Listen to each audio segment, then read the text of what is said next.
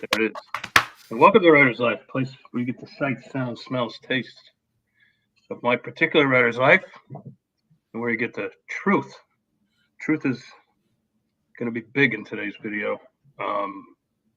Subscribe if you haven't already. Punch the like button. Tap the bell for notifications so you don't miss out on one single exciting video like this one. Don't forget to go to vincezandri.com, and you're definitely going to want to pick up my guest's new book for sure. I know I can't wait to get it. I'm going to put it at the front of the to be read pile. And that book is written by Mr. Tom Avitabile, who is one of the only authors I know of who lives in New York City and makes a terrific living just by his brain and his words. He's a novelist, screenwriter. He's an advertising writer. He's done all kinds of writing, content writing. Like, he is the consummate professional. And Tom, I have a feeling you don't need to teach unless you want to. Well, actually, I do. I have an online academy called the Academy of Creative Skills. And that's your thing, though. Yeah, That's great. Yeah, and it's my first course is from writer to author. Oh, that's awesome. Yeah, it's cool. Anyway, hey, it's great to be here, man. And I love the moment in the green room. I liked your hors d'oeuvres you had, a little champagne. That was nice in the green room. Yeah, I served Tom those. I served Tom like the like Oreo split in half, like the. Hey, like, I used to own a studio right in the Hamptons, and it was a with Quickie. Sure. It was a digital remote ADR studio in the 90s. I was the only one who invented it because I was a tech nerd, right? Okay. So I get the boat's pulling out back there. So I would do like a movie star, and unfortunately it was Alec Baldwin. So who's doing a thing today on Kennedy. But anyway, it was Alec Baldwin. And they called from like Chiat, California. The 12-year-old producer would say, "Do you have a microphone?" I'd be like, "Yeah, I got a microphone. We need to record Alec Baldwin. How does we get to you?" And I went, "Oh, well, we have a star package, limousine, microbiotic food, water, with the wine he likes, blah, blah, blah. We pick him up with a limo, blah, blah, blah." And they'd say, "How much?" And I go, $3,200. I go, "Oh, yeah, great. Book it. How much for the time?" $250 an hour. "Okay, give me an hour and a half." He had to do one line. Anyway, on the day of the job, he'd show up. He'd walk in and go, "Hey, you hump, where's my Oreos?" That was it. His star package was Oreos. And I made $3,200. You should have said, "You don't need them, you fat shit." And I did that with everybody. I had Kelsey Grammer. I had all kinds of people there. And the agencies were so nervous. And we were a local neighborhood shop. People showed up in their cutoffs. It was great. Sure. So I appreciate your green room with the hors d'oeuvres. Okay, my pleasure. I went to great lengths to make you happy, Tom. Now I want to get right to the subject here. Ask Not, your new thriller, revolves around the Kennedy assassination, and I know that you, in your research, have picked up on something that no one else has yet, and I find it extremely interesting. So let's cut to the chase, Tom. Who killed Kennedy? Oh, it was a guy named Joe who was really pissed off. Yeah, right. Anyway, what happened? What I found was two things. I got in 1975 using a magnifying glass. This is high tech. An 8x10 photo of the limousine of the Kennedy was in, and I noticed on the windshield frame above the rearview mirror between the two visors was a dent. Yes. It was convex. And since 1975 to last week, it was like, what's with the dent? And nobody ever came with any kind of answer to that. I have since got photographic evidence that by zooming into the videos and stuff, that when they got in the car in left field, that frame, that chrome frame around the windshield was intact and pristine, which is a great assassination word. Anyway, and that always was in the back of my head, that dent. Paul Landis, Secret Service agent extraordinaire, who was Jackie Kennedy's detail, both Paul Landis and Clint Hill were assigned to Jackie that day. They were not Kennedy's personal protection. They were the first ladies, or FLOTUS, as they say. Anyway, Paul Landis came out in the last month with a book and he's all over everything. He's ABC, CBS, NBC, PBS, Vanity Fair, everything. And he's got two sides to his story. There's the A story and the B story. Both play here. The A story is he found a intact, pristine, spent bullet on the rear deck of the limousine, which means outside the interior of the limousine. If the hood was up, it would be on where the radio is, or the dog goes like this on a limousine, right? Mm-hmm. On that rear deck, he found a pristine bullet. But then on his B story, where he buries the lead, he says he looked in the back seat. Now, the back seat's full of blood and gook. And he saw her hat, her bag, and a lighter. Right. And he retrieved those items. And when he did, he says on TV, on NBC, I saw 2 bullet fragments. Ding! One of them, and he goes like this, was the size of my pinky, but it was mushroomed, meaning it hit something and was flat. Hit bone, cartilage, right? Right. One would assume. Or a windshield chrome. Right. So, though that bullet fragment, here's my hypothesis, which I'm calling my ricochet solution. 60 years ago, in 2 days, next week, the whole conspiracy theory happened because the Parkland Hospital doctors made what they call excited observation. In law, they have a term for this, where somebody says something without deliberation, without premeditation. Well, the doctors at Parkland Hospital did the same thing, because like a mailman could tell the difference between an envelope and a postcard, they know the difference between an entrance and an exit wound. They see 3 to 5 gunshots a day at that point in 1963 in Parkland Hospital. These guys know a entrance wound from an exit wound. They all wrote, doctors and nurses commented, it was an entrance wound in the throat. Now, this hearsay utterance, thank you very much, Big Philly. That's exactly, you must be a lawyer. So when they wrote that, all of a sudden, all bets are off. There had to be a shooter from the front because he's sitting in the car and a bullet goes here. Right. And that created everything. That's the one that hit him when they were behind the sign. Behind the sign, if you're looking at from the point of view of the Zapruder film. I think it's 298. And the umbrella goes up, and the umbrella goes up, and the babushka lady makes babkas, and Mary Mormon takes a picture. Right. So Kennedy's doing this. Yeah, he's got his which again, like Ron Jones and all those guys say was indicative of a throat wound and all that. All that's the Zapruder film is a Rorschach test. You can see whatever you want in it, really. And unfortunately, if there's no sound, and there is a splice, 2 splices actually in the Zapruder film, and a guy that I met years ago at TVC Color Labs on 43rd Street over there. Okay. Just as a disclaimer, I'm a writer, director, producer. I'm a film director. I've shot lots of film, lots of video. I do shows, I do commercials. I did all kinds of stuff. Okay. So in those days, TVC Lab was where you lived. You had to get A rolls, B rolls, make work prints, answer prints, all kinds of things. So this guy that worked there who said, the FBI came here with the Zapruder film to develop it, and there was already a splice in it. And you can't splice undeveloped film. Right. And when you watch the Zapruder film, right behind the sign, there's a big sticky, I have it, I can show it to you, the big sticky piece of like Scotch tape, which is how you splice 8mm film, use tape. Right. So it left bubbles and all kinds of crap. That's another story. Anyway, going back to the ricochet solution, you've got the dent in the chrome.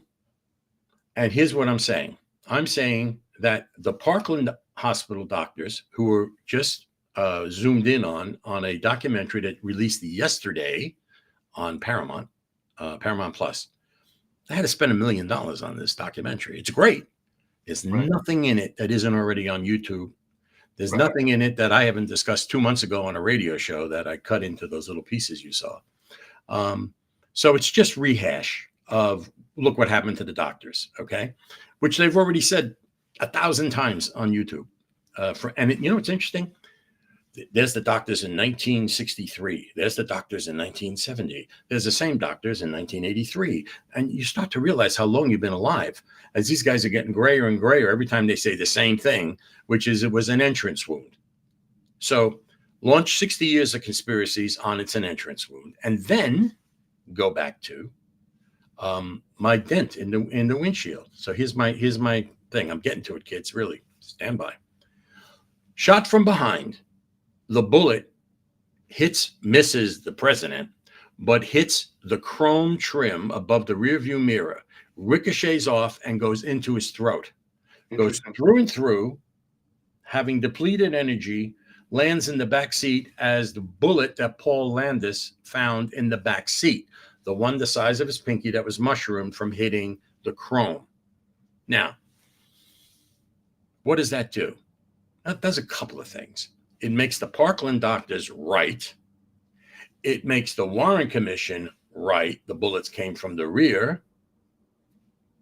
It also wipes out 4.5 crazy conspiracy theories. One, there was a guy in the sewer up ahead of them, shooting from the sewer. Major theory. That blows that out of the water because we don't need a guy from the sewer if it was a ricochet. Second, it was somebody on the triple overpass. And that's an interesting thing. Is it triple overpass or triple underpass? It varies. Anyway, the three thing over there, the guy taking the shot, gone because it's already that. Second, the one about Greer, the driver, doing this and shooting the president, in his neck. And the craziest one of all, that it was Jackie, believe it or not. I've heard. Oh my God. I have not heard the one about Greer or Jackie ever. Oh yeah, no, the Greer is a big one. Oh, the driver, he hit the brake and shot the there's all this crap. Anyway, those 4 are now gone with my ricochet solution. So what happened? What does that mean? Well, it means, and the half thing is the grassy knoll. You don't need to go to the grassy knoll for the next shot. No, freeze frame. So what do we have? We've knocked off 4.5 conspiracy theories. We've excused the Parkland doctors, and we backed up the Warren Commission. So far, we're not doing bad. Okay, it's the only solution.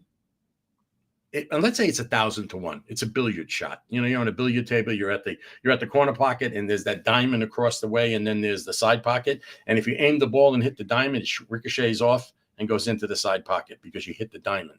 Well. Right. Maybe it's 1,000 to 1 shot in the limousine, but the magic bullet is 1 trillion to 1 shot. Okay. So in terms of probability, we're coming down the scale here. So this, you mean the bullet that supposedly entered Kennedy and then entered Connolly? Right. Oh, when we talk about the magic bullet, we're talking about the second shot. First shot misses, hits James Tague. Well, hits the ground at James Tague and scratches his face with fragments. First bullet never entered the limousine. Second bullet is credited, they say, Warren Commission, single bullet theory, also known as the magic bullet theory. Right.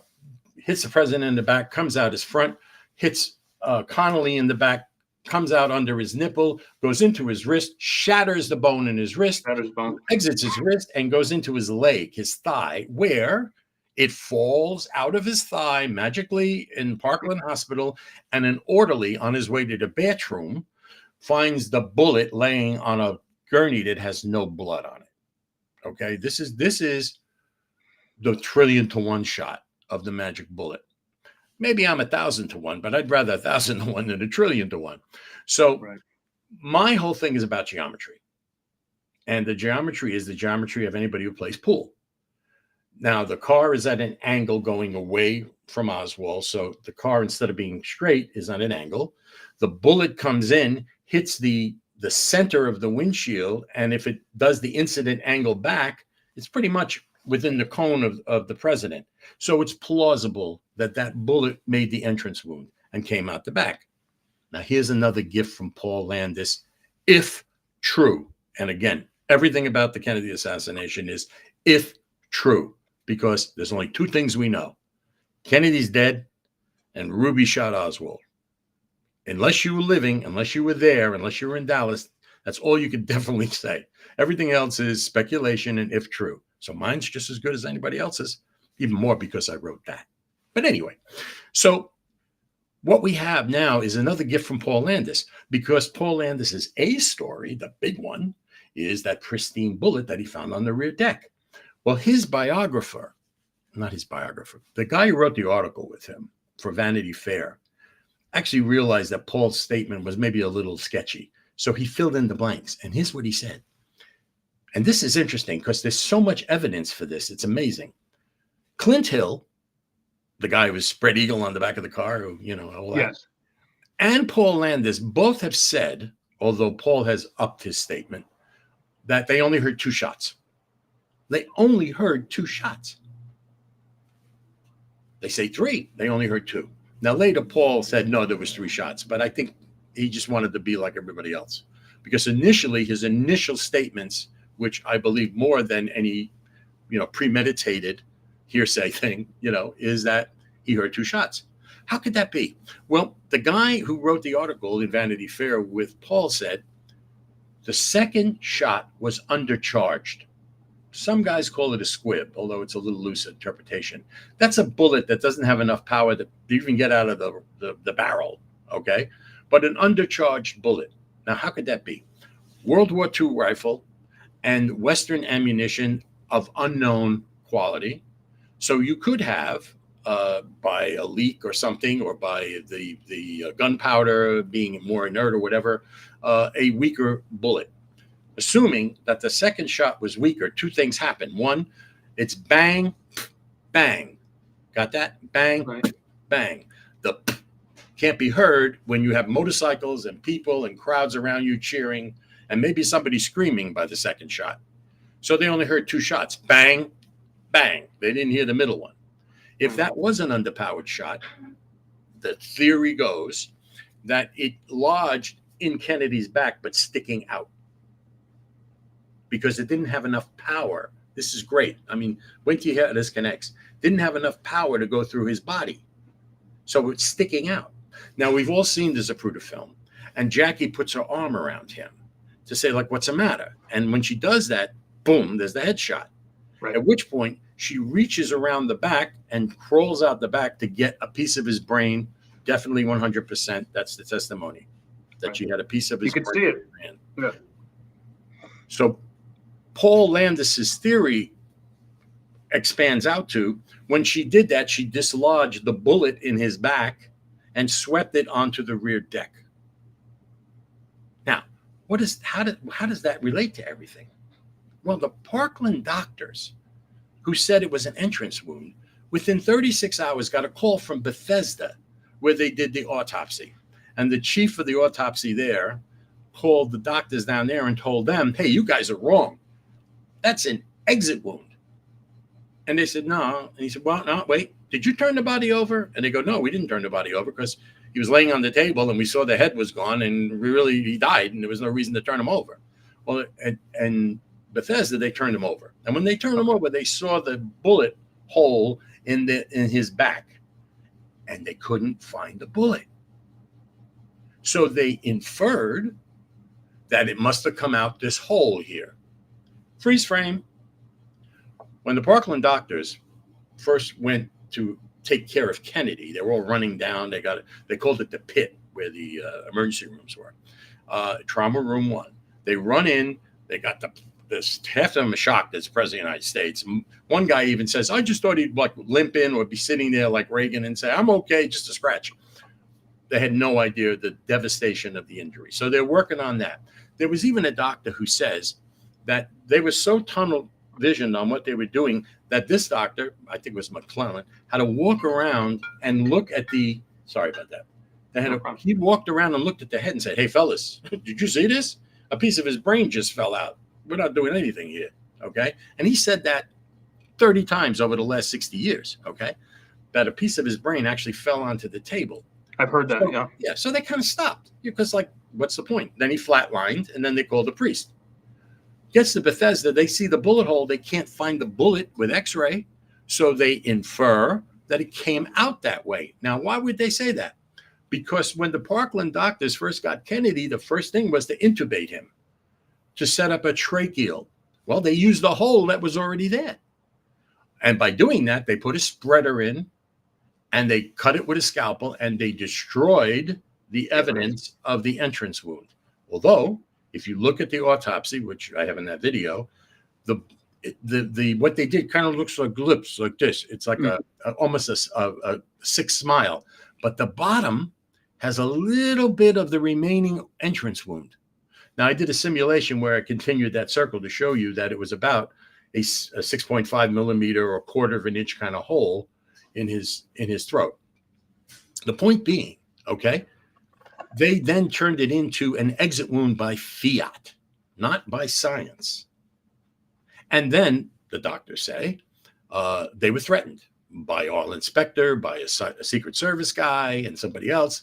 And that's their story. You can watch the documentary. It's chilling. They've said it 20 times in the last 60 years, but it's in the documentary, nicely packaged, beautiful, really good job. Anyway, so what do we got? We got the Parkland doctor saying entrance. We got the Bethesda guy saying exit, because in order to have a magic bullet, it has to go through the president, come out of the president, into Connolly, out of Connolly, into his wrist, out of his wrist. 7 human wounds from one bullet. That's why it's magical. Well, if my ricochet works, then you have to account for 5 human wounds, which were the 5 in Connolly. And that can only be another shooter from another direction. I ain't saying where, and I ain't saying who, but there's no mathematical way that you can account for the 5 wounds in Connolly. So it had to be from somewhere else, someplace else.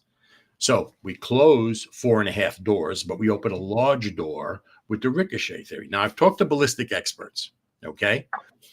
I was almost going to have one here on this podcast to join in, but he couldn't fit in the green room. Anyway, when we have you back, you can go. Right. You can bring him. The geometry of Dealey Plaza, the geometry of where supposedly, if you think it was Oswald, and I don't. Whoever shot from the depository, maybe it was an Enfield rifle from the roof that they brought down, or another building, or the Daltex building, or the Dallas Records building, right? Which would be a perfect triangular field of fire with the grassy knoll, by the way. Which is Oswald's down in the lunchroom so quickly, like it almost. But I mean, that's another rabbit hole we can get. He never walked down to the lunchroom. He never left the lunchroom. He was there. Maybe he never left it. Right. He was there at 12:15. Right. And he wouldn't drink. I think one of our people who are chiming in, Tim and I were discussing this earlier about the lunchroom, and the lunchroom is a fascinating place. It really is, because it was lunch hour. Hey, Big Philly. Yeah. Yes, it was lunch hour. And here's the deal.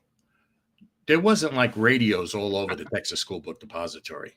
And in the paper, when they put the motorcade route, he was supposed to be at the Trade Mart at 12:30. Right. The Trade Mart, depending on how fast you drive, was 10 minutes away, because they made it in 8 or less than that at 90 miles an hour.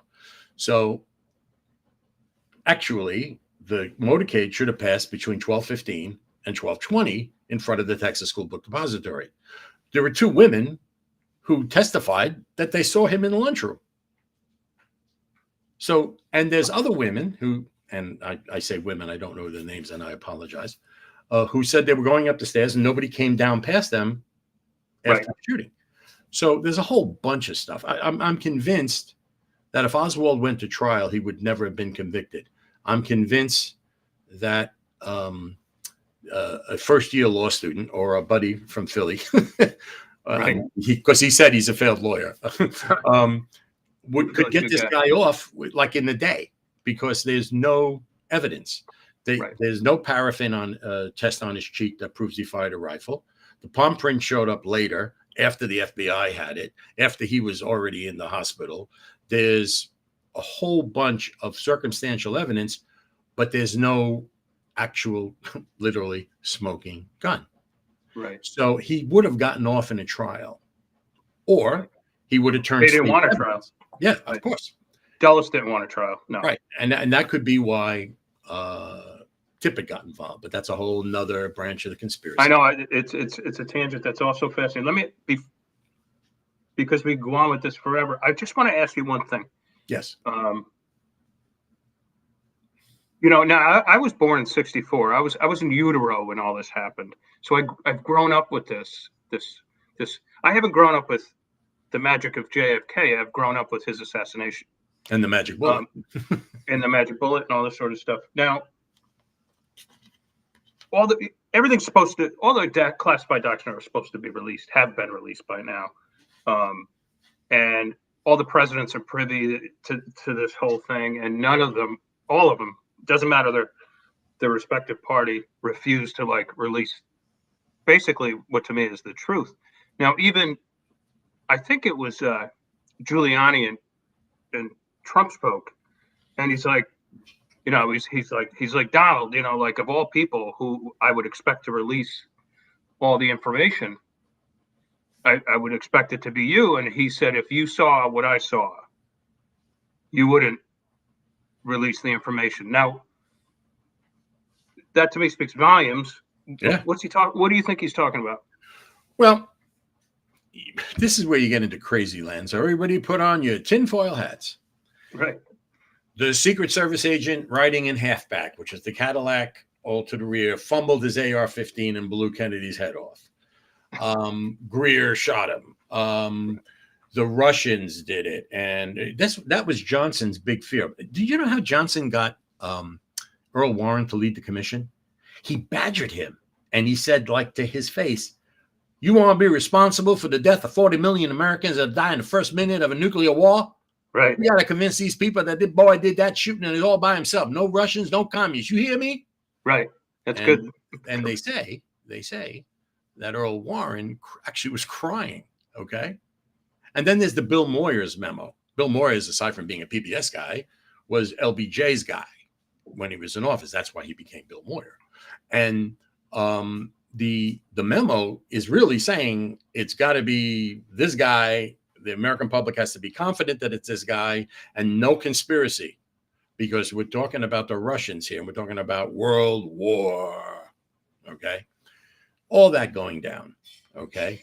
That was. But do you think there exists something better than the Zapruder film? Something shot from another angle, something that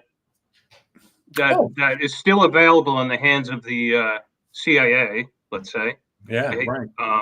That maybe presidents are shown right off the bat within the first day just to intimidate them a little bit. The Orville Nix, they're suing to get the film back. I know there was at least 2 splices in the Zapruder film. Who knows if that splice was to cut out the first shot? I don't know. Okay. Could there be some other photographic record? It's possible they confiscated it.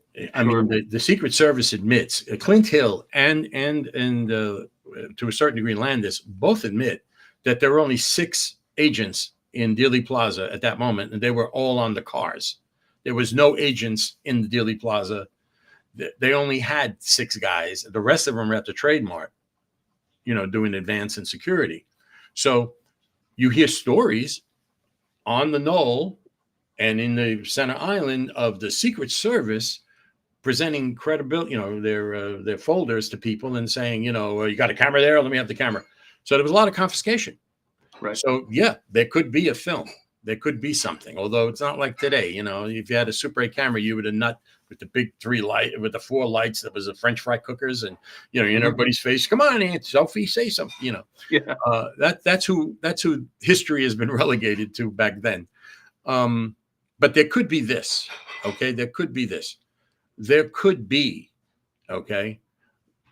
I mean, look, the CIA's fingerprints are all over Oswald. The CIA's fingerprints are all over the Warren Commission. The CIA's fingerprints are all over Kennedy's neck. Okay. Right. Because of the Bay of Pigs and because of Vietnam. And those are the bookends. If you need to know why the CIA would be involved, those are the bookends. Bay of Pigs was a fiasco because Kennedy didn't give him air power. They hated him for that. 1,500 or so Cubans massacred on the shores. Dulles hated him. Had to. They fired him. They fired Dulles. Yeah. And LBJ puts him on the Warren Commission. Right. So what do you got? You got the fox in the hen house. So the 60 witnesses that say, no, the bullet came from over that picket fence right there. I saw the smoke. I heard the shot. Right. Dulles is there to say, no, you didn't. Go home. Okay. Right. Yeah. So that is the idea of how much influence the CIA had over this, including their man in the Warren Commission, Right. who made sure everything was filtered out, but what led to lone gunman, no conspiracy, 3 shots. Right. That's how they started. That's how they ended.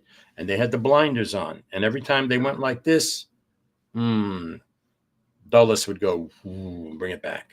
Okay. You know, it's funny because I was watching a documentary I had not, it's a recent documentary, and it was one I had not seen, with one of the last surviving Secret Service agents. And they showed film of Dulles and the team at Dealey Plaza, you know, when they were doing the Warren. The Warren Commission, yeah. And if you look at, I mean, this is my writer's imagination, so take it with a grain of salt. But if you look at Dulles's face throughout the whole thing, he's just wearing this grin, this almost shit-eating grin, like, wow, we really pulled this off. We pulled the whole thing off. And it's just going to be a conspiracy. Now there's just going to be this conspiracy, and that's great. That's what we wanted. And everybody can go free. You know, he's just got this grin, like this. You know, he wanted to. Victory. The CIA wanted to get rid of de Gaulle in France. Okay, they wanted to get rid of him, and Kennedy was against that. So add another log to the fire. Okay, constant tension. You know, the CIA was formed to have a customer of one. Okay, back when it started. And the whole idea of the CIA was to have the presidential daily briefing. And the presidential daily briefing was, hey, Mr. President, while you slept, this happened in the Belgian Congo, this happened in France, this happened in, wherever. Right. That was when they were intelligence. Then they moved into operations, and that's when things get cloudy, okay? Instead of just reporting on what's going on in the world, maybe we can affect it for national security. Right. Look, I'm all for it. I really am. I'm not saying they did anything wrong. But like anything else, black budgets, no supervision, kind of an autonomy to do what they want. And this idea that, and I think it was Dulles, I don't know if it was, I think it was Alan Dulles, and somebody could correct me on this, but I think the whole reason for Vietnam was a PR show. It was, we have to show the Russians, those Ruskies, those Reds, those commies, right, that we are willing to shed treasure and blood. So they don't think we're soft, fat Americans who can be taken over, okay? Now, contemporaneously, this is the Cold War. This is duck and cover. A complete annihilation, mutually assured destruction. McNamara's the great theme. And there was, and there still is, by the way. The nuclear clock has not gone backwards. No. There still is enough nuclear weapons in Russia and the United States to destroy the world 20, 30 times over. Right. With greater accuracy than before. Right. So nothing has changed, by the way. But what has changed is the public put it in the back of their mind, okay? But back in the 60s, it was right in your face every day. I was under that desk. The air raid sirens were going off on a regular basis, and it was the most eerie kind of sound in the world. And as a kid, and it was get under your desk. You know, the joke was get under your desk and kiss your ass goodbye. You know? Yes. And we were in 4th grade, we knew that. So you got to go to the zeitgeist of the time and say, here's some Americans saying we can't have a nuclear war. If you watch the news conference at the Dallas Police Department and you listen to Henry Wade, who was the district attorney who was going to prosecute Oswald, all the news guys are like, so was he a member of a right-wing group? Was he a right-winger? Was he a member of a right-wing group? And that's all they want to know. Almost like they were programmed to ask that question. Right. Okay. They're hungry for that. What Wade says is, no, he's a member of he's does he belong to any group? Somebody says. He said, well, he means something like be easy on Cuba or treat Cuba nice or something. He says something stupid like that. And you hear from the other side of the room, fair play for Cuba. And in a video that I can't find on the internet anymore, but I know I saw, He says, "Thanks, Jack." And the camera pans, and it's Jack Ruby who corrected him. Ruby. Yeah. Okay. Wow. There's a second video of that happened a little later where he actually says, like I said before, fair play for Cuba, right? But the first time he said it, I can't find it on the internet, and I've got a search out there, and I've asked everybody, can you find that? It's what they call the kinescope of that conference. And he mangles, he says, give Cuba, no, what does he say? He says, treat Cuba fair or something like that. He had the words kind of mixed up. And here's Jack Ruby from Dallas, who somehow saw the New Orleans news story where Oswald was on TV talking about the Fair Play for Cuba committee a year before. And somehow or another, that local news story got to Dallas, and Jack Ruby, the club owner, remembered it and was able to correct with great accuracy the district attorney of Dallas on the name of the splinter outright group that he belonged to. But that was the death knell. Because if you're for Cuba, you're a communist. And if you're a communist and the Russians are in Cuba, then you must be working for the Russians. And that's what LBJ feared, that the American people would rise up and want a preemptive strike against Russia. Russia would retaliate, and we'd have 40 million Americans dead. And that's what he laid on the shoulders of the Chief Justice of the United States, Earl Warren. Okay. Right.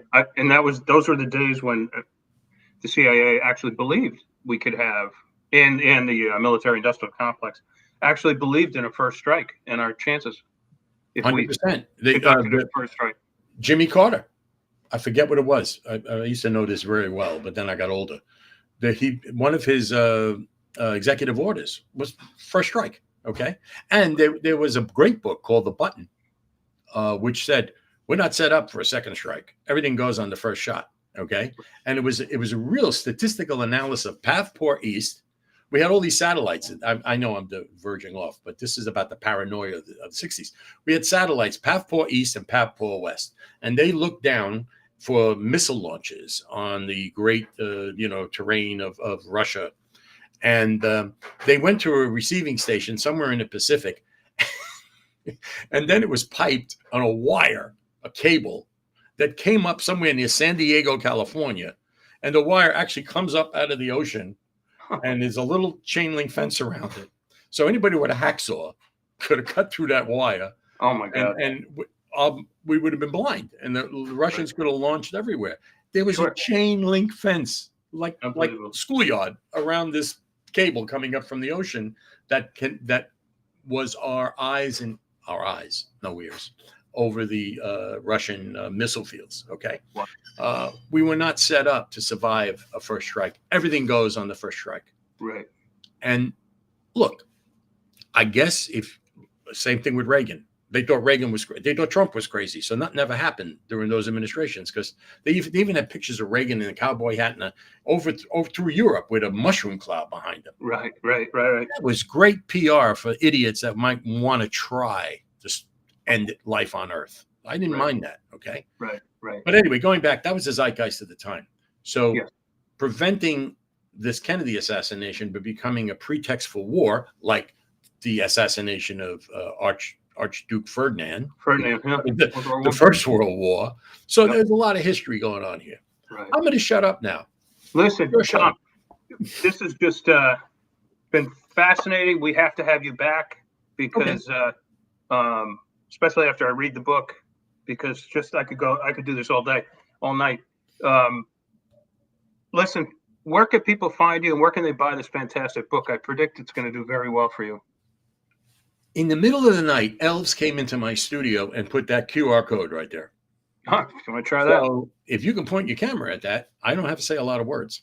That was supposed to take you in the plan to the buy page of Amazon, but we've had a wrinkle with Amazon. So when you go to that thing now, you'll see it's worth waiting for. It took 60 years to write.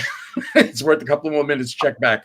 We'll wait literally any minute now. We're going to get the code from Amazon because there was some issue with some crap on uploading or whatever. So that's where we are. So it's not out this moment, but if you use that QR code and you go back tomorrow or something, you'll find it. That's also my site, my blog site. That's the best way. And you can zoom through. He's got 7 other books, and I got 4 #1 bestsellers. So there's a lot to explore there and stuff. So it kind of works that way. Fantastic. Tom Avitabile, everybody. Tom, thank you so much for this. Thank you so much. And thank everybody in the chat. I hope I get to read this later. Yes, thanks for chiming in, Tim. Thanks for chiming in, Big Philly, and whoever else has chimed in. You'll definitely have a chance to talk to Tom in the future, God willing. All right, Tom, I will see you soon, I hope. New York signing off. All right. And everybody else, don't forget, ciao, ciao.